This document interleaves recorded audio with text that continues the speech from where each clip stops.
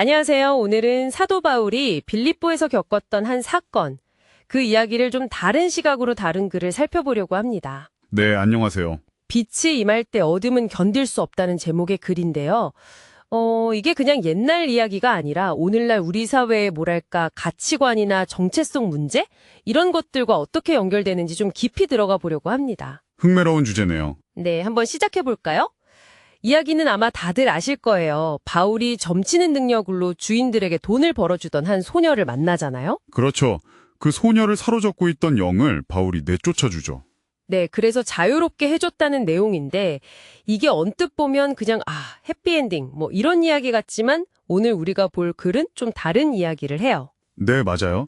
이 글에서는 그 귀신 들림이라는 상태를 단순히 초자연적인 현상으로만 보지 않더라고요. 아, 그래요? 어떻게 보는데요? 뭐랄까 상징적으로 해석하는 거죠. 한 사람이 자기 삶의 통제권을 완전히 잃고 그냥 다른 사람의 이익을 위한 도구, 그 이상도 이하도 아니게 된 상태에 그걸 귀신 들렸다고 표현하는 거예요. 도구가 된 상태요? 네, 역설적이게도 그 소녀는 귀신 들렸기 때문에 주인들에게 돈벌이가 되는 가치가 있었던 셈이죠. 아, 그렇게 보니까 그 글에서 소녀의 이름이 언급되지 않았다는 점을 지적하는 게 확 와닿네요. 네, 그렇죠. 이름조차 없다는 건 그냥 기록이 빠진 게 아니라 그만큼 그 소녀가 한 인격체로 취급받지 못했다는 걸 보여주는 것 같기도 하고요.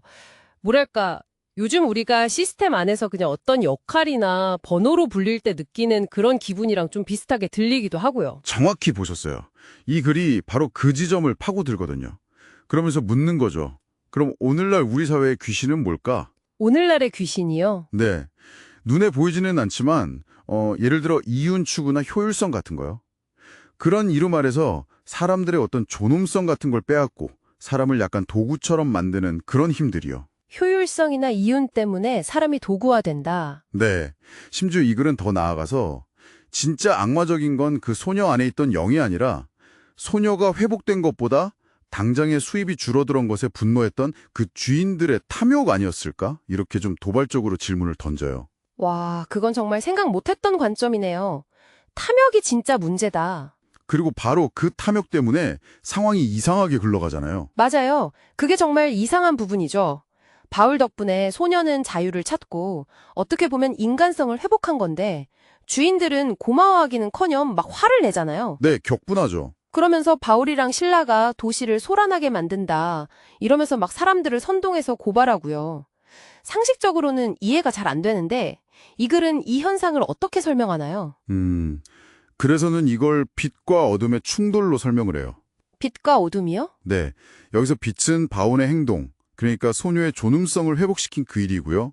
어둠은 그 소녀를 착취해서 이익을 얻던 기존의 시스템, 그 탐욕적인 구조를 말하는 거죠. 아, 어둠은 자기 정체가 드러나는 거 싫어하잖아요. 빛이 오면. 그래서 문제가 생긴 근본 원인, 그러니까 그 불이한 시스템을 고치려고 하는 게 아니라 오히려 그 문제를 지적하는 사람들한테 당신들 때문에 시끄러워졌다. 이렇게 책임을 돌린다는 거죠. 문제를 지적하는 사람을 문제 삼는다. 이거 어디서 많이 본 것 같은데요? 그렇죠.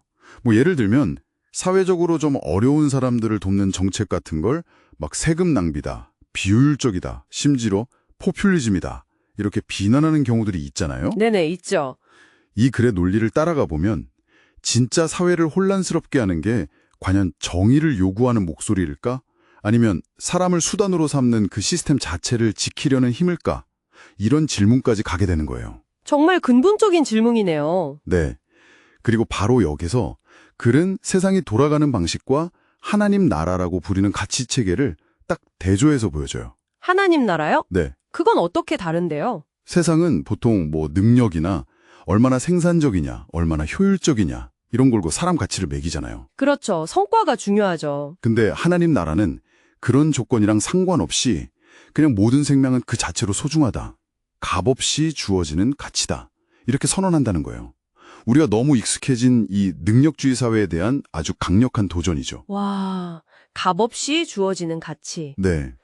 그럼 이 모든 이야기가 오늘 우리에게 주는 메시지는 뭘까요? 결국 우리가 어떤 가치관을 붙들고 살고 있느냐, 이걸 묻는 것 같아요. 맞습니다. 모든 사람에게 그냥 주어진 그 가치, 값없음의 원리를 따르고 있는 건지, 아니면 세상이 말하는 그 쓸모, 효율, 이걸 기준으로 나 자신이나 다른 사람들을 계속 판단하고 있는 건 아닌지. 어쩌면 우리도 모르게 좀 무뎌진 건 아닐까? 이런 생각도 들고요.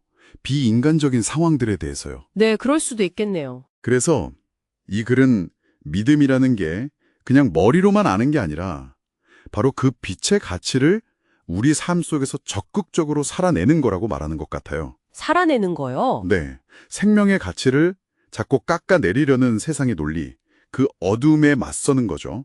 비록 그게 좀 불편함을 만들고 어쩌면 소란을 일으킨다고 비난받을지라도요. 그게 진짜 믿음이다. 그쵸.